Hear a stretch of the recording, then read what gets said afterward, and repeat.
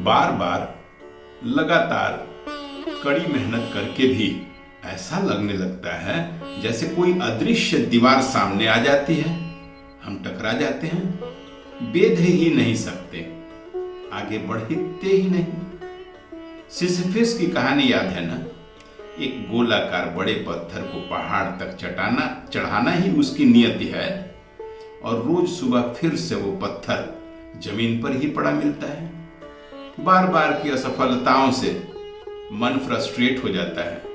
ऐसा लगने लगता है कि यही नियति है, हम इसे बदल ही नहीं सकते। हम सभी के जीवन में कभी न कभी ऐसी स्थिति आ जाती है, ओवर फ्रस्ट्रेशन की, जब प्रश्न यह अनायास ही जेहन में उठ जाता है, क्या यही हमारी नियति है? नमस्कार, मैं गजेंद्र। अंतर यात्रा के आज की प्रस्तुति में आपका स्वागत है मित्रों। कर्म यात्रा श्रृंखला की आज 7वीं कड़ी में प्रस्तुत कर रहा हूं।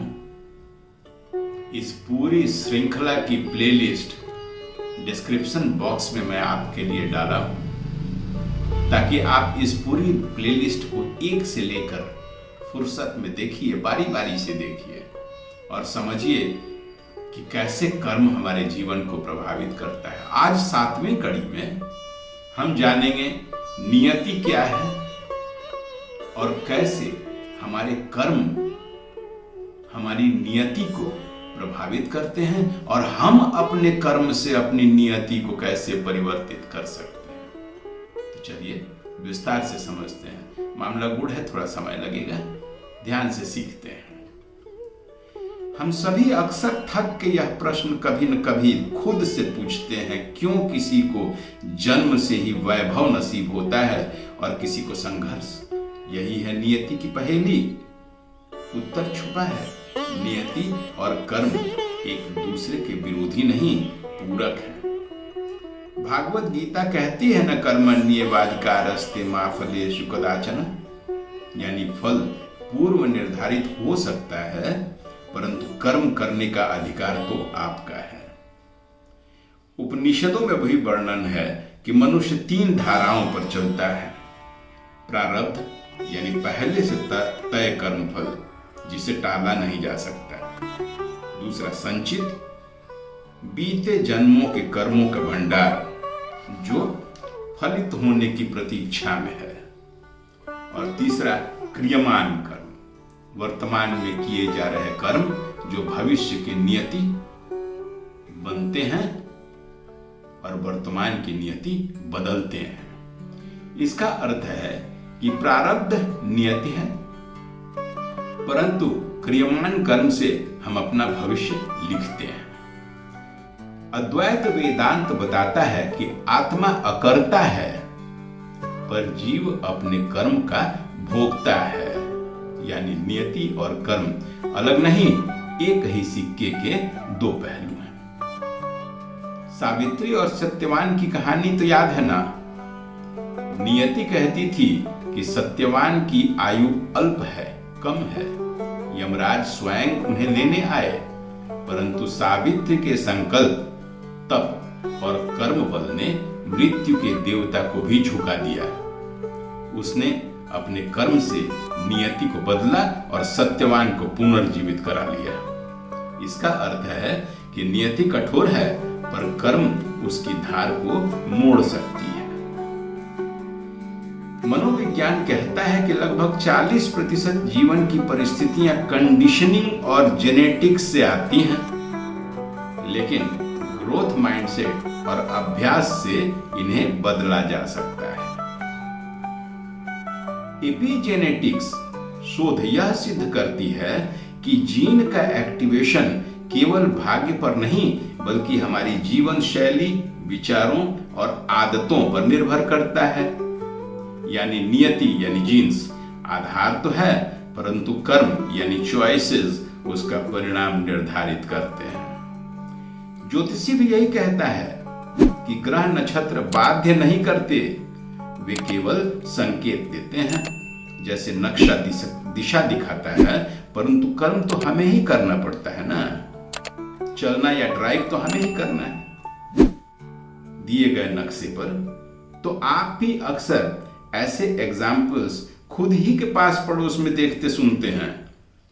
जैसे गरीब परिवार में जन्मा बच्चा, यानी उसकी नियति निर्धारित, अपने कर्तव्य, लगन, मेहनत और सोच से डॉक्टर, वैज्ञानिक, कलाकार, बड़ा आदमी बन जाता है, सफल हो जाता है। अपने कर्मों और आदतों से नियति बदल देता है,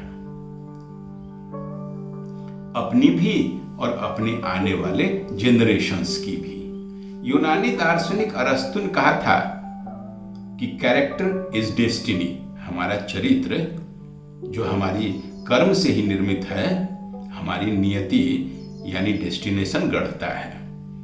तो जीवन किसी और लिखी हुई पटकथा नहीं है, निरंतर लिखी जा रही डायरी है।